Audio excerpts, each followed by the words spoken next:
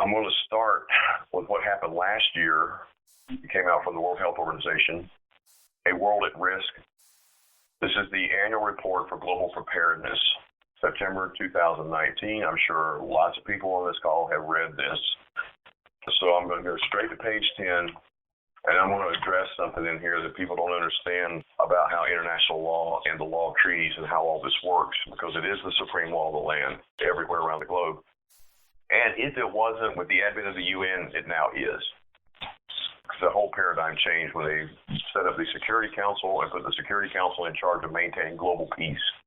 And so all countries must build strong systems. This means must.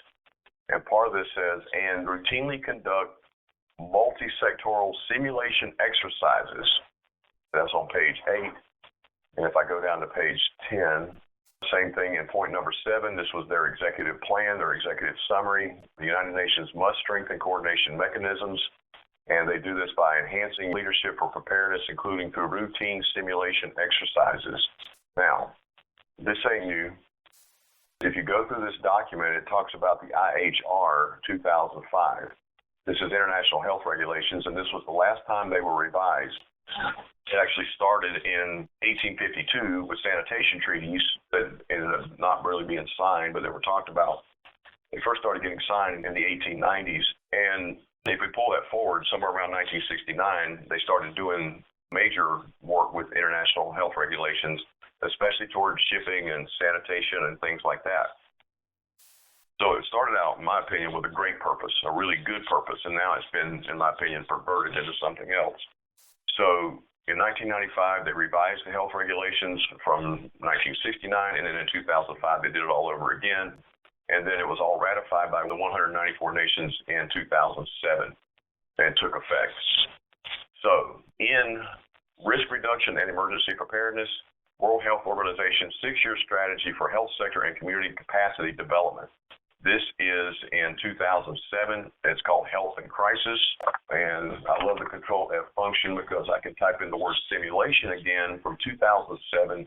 And I'll find that this word is in here twice on page 17, that the World Health Organization should prioritize and develop joint health sector emergency preparedness plans within the existing health sector coordination mechanism, as well as the health sector contingency planning, with regular updates of methodologies and planning for exercises and simulations.